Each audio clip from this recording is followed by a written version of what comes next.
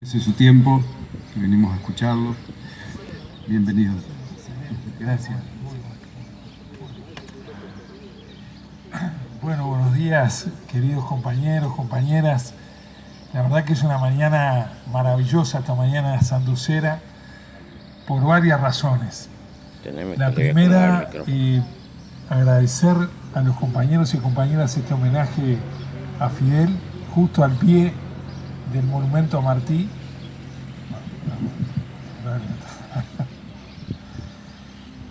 Agradecer las palabras muy lindas de quien nos presentara esta introducción con conceptos tan importantes, y lo mismo los compañeros que me precedieron.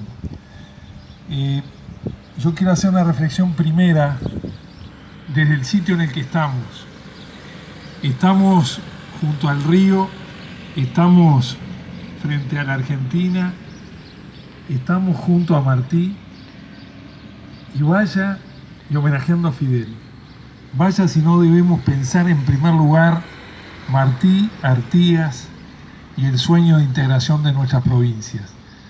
No podemos dejar de pensar en que Martí nos representó al Uruguay en su momento como embajador plenipotenciario y fue sin duda de los grandes continuadores de aquella idea americana antiimperialista, por la independencia, por la libertad, por la dignidad de nuestras tierras, siguiendo lo que fue el pensamiento artiguista. Entonces, una primera reflexión: cuánta vigencia tiene este lugar en la mañana de hoy, con la estatua, con el busto de Martí. Además, qué lindo ese relato de que haya sido hecho por un trabajador. Vaya si vale la pena en este sitio. Y como decían los compañeros, cuando hablamos de Fidel, yo debo decir, no podemos ser objetivos. Llegarán los tiempos donde podrán analizarse aciertos y errores, pero antes que nada, nosotros somos y debemos estar permanentemente agradecidos a Fidel. A Fidel y su historia, a Fidel y su solidaridad, a Fidel y su generosidad, a Fidel y sus valores. Todos los pueblos de la América del Sur, como los pueblos del sur, los africanos, como lo han demostrado estos días, en primer lugar el reconocimiento de gratitud a un combatiente, a un pensador, a un hombre fundamentalmente fraterno. Y algunas reflexiones breves. La primera, Fidel y su pueblo. No podemos entender a Fidel solo por la gigantesca figura que lo fue, pero hay una dialéctica continua entre Fidel y su pueblo, continua hasta la muerte, hasta la vida. Esa despedida multitudinaria que veíamos en las fotos, en las imágenes, que no podían tapar con nada, de miles y miles y miles de cubanos acompañando en cada pueblo, desde la Plaza de la Revolución hasta Santiago, a Fidel. Habla de que esa relación imponente y que es lo que explica la Revolución Cubana es Fidel y su pueblo. Fidel y su pueblo, cuando él arranca justamente el mismo día que fallece, 60 años para atrás, en el Granma, y dice: cuando arrancan, si arrancamos, llegamos, si llegamos, resistimos, si resistimos, vencemos. Y de aquellos más de 80 que quedan por el camino, quedan 16 sobrevivientes cuando desembarcan y salen del Granma y finalmente llegan a La Habana y conquistan y hacen los primeros pasos de la revolución. Fidel y su pueblo tiene que ver con una relación permanente de diálogo, de cercanía, de diálogo, de confianza. Como él siempre dijo: nunca le falté la verdad a mi pueblo, siempre expresando en las horas más difíciles, en las horas de más dificultades, cuando desembarcan los marines en Playa Girón, es el pueblo cubano que junto a su comandante rodea y en horas vence uno de los primeros intentos de voltear la revolución y matarlo a Fidel y abortar aquel proceso revolucionario. Es Fidel y su pueblo. Y esto es también bien importante, cuando él relata en un diálogo extraordinario Fidel y Allende en el 71, cuando está casi instalado un mes en Santiago de Chile junto a Allende, y relata y dice que nada hubiera sido posible si al final, cuando ellos van avanzando sobre La Habana, la clase obrera, los trabajadores, hacen un paro formidable, aíslan al dictador, y el dictador, que estaba buscando las formas de sobrellevar aquella insurrección que venía de las sierras, sufre el golpe mortal, decisivo, con el paro de los trabajadores en toda la capital de Cuba, y definitivamente el 1 de enero entra Fidel, Camino, el Che y los combatientes revolucionarios a La Habana. Eso es lo primero que queríamos decir. Lo segundo que queremos decir, compañeros y compañeras, es esa permanente, desde la relación de Fidel con su pueblo, la permanente clarividencia hacia el futuro. Y en este sentido, tomo, y ustedes lo habrán visto, el maravilloso discurso que hace Fidel en el último congreso del Partido Comunista Cubano, cuando asiste y dice: seguramente este va a ser mi último congreso, seguramente esta será mi última participación, porque a todos nos toca irnos. Y allí, entre frases maravillosas, empieza a reflexionar sobre los dilemas civilizatorios que hoy tenemos. Y vaya si son dilemas civilizatorios imponentes y desafiantes.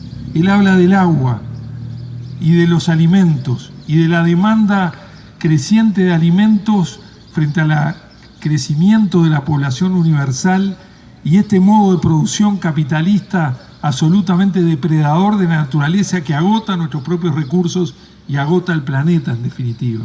Y lo plantea claramente como un modelo civilizatorio a partir de la defensa, que es el recurso del agua. Y nos desafía, y en un momento dado dice: pensarán que esto no es política, en su discurso de despedida, pero esto es política, así como en su momento planteó el tema de la deuda externa. Y acuérdense la campaña mundial que hizo en torno al no pago de la deuda externa, por lo que significaba la deuda externa para nuestros países, y cómo adelantó el camino de las decisiones que posteriormente se tomaron.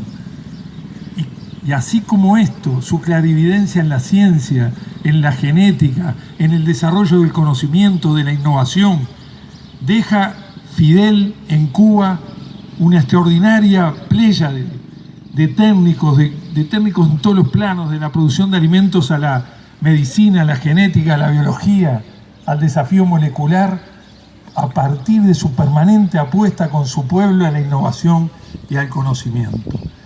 Es Fidel, compañeros y compañeras, con su pueblo, que logra derrotar una y otra vez al imperialismo. Y fíjense que nosotros, los que nos formamos en aquella generación desde la década de los 60 hasta hoy, al fin lo tomamos como natural. Pero Fidel pudo, en las barbas mismas del imperialismo, a 90 millas, si uno saca las diferencias, piensa, ahí tenía el imperio, con todo su poder, de todo tipo de armamentos, de medios, de amenaza de carácter biológico. Recordemos las epidemias, recordemos los inventos que tenían en propagación de virus, y cuánta cosa buscaron para poder derrotar aquella revolución. Y no pudieron, porque la esencia era Fidel y su pueblo organizado. Hay una conversación que refería recién, maravillosa, entre Fidel y Allende. Y Allende le dice, cuando recién empezaba la Unidad Popular: nosotros tenemos 3 pilares: la institucionalidad de los chilenos, la unidad de la izquierda, la Unidad Popular, Partido Comunista, Partido Socialista, el movimiento sindical, la clase obrera chilena, y tenemos el resguardo de unas Fuerzas Armadas que son institucionalistas, dice Allende en ese diálogo con Fidel. Fidel lo escucha pensativo y le señala las virtudes justamente de sustentarse en la unidad de la izquierda, en los trabajadores, y recuerda estos episodios que decíamos, pero le dice: no descanses ni un minuto en cada cosa del imperialismo. Y lo que estás viviendo hoy, que era el bloqueo, que era el desabastecimiento que se vivía en los días previos al golpe en Chile, el paro de los camioneros, el desabastecimiento de medicamentos, de alimentos, el paro de los profesionales, todo eso lo analiza a la luz de lo que es la presencia del imperialismo.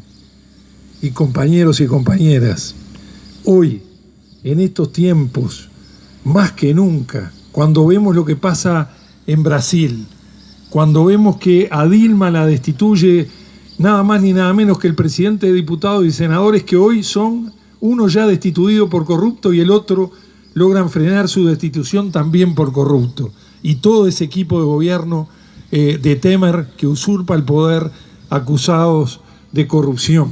Y antes fue Lugo, electo también por los paraguayos, que hoy se sabe que el juicio que se le hizo, aquellos que fueron condenados fueron las víctimas de pelear por su tierra, los campesinos que peleaban por su tierra, y en ese cuadro destituyeron a Lugo, como ahora destituyen a Dilma, con 54 millones de brasileros que están allí. O lo que vemos de Venezuela, o lo que vemos de desestabilización de Evo en Bolivia, o de Correa en Ecuador.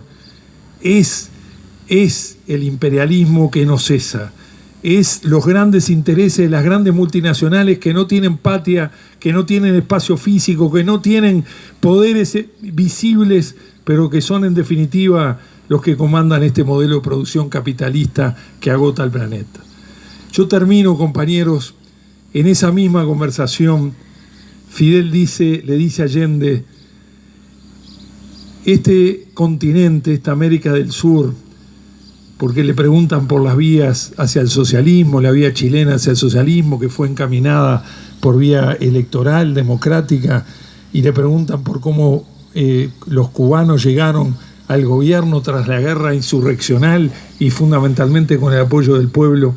Fidel responde finalmente, nuestra América Latina es un vientre embarazado de un fenómeno que se llama revolución. Desembocará ese parto de una u otra manera, pero en definitiva este continente está pariendo una revolución.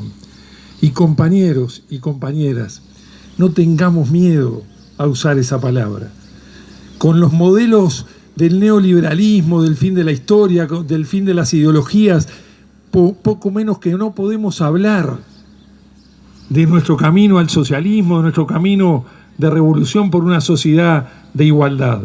Sigamos hablando de revolución, sigamos hablando de una sociedad justa, equitativa, soberana, digna, que respete la soberanía alimentaria, que respete la producción familiar, que respete una estrategia de integración americana más que nunca.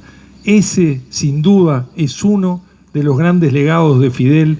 Y por cierto, como dijo Raúl cuando lo despide con un inmenso dolor, tenemos que estar convencidos en estos tiempos difíciles, duros, que la lucha continúa y que vamos por la victoria de nuestros pueblos. Hasta siempre, al comandante. Gracias.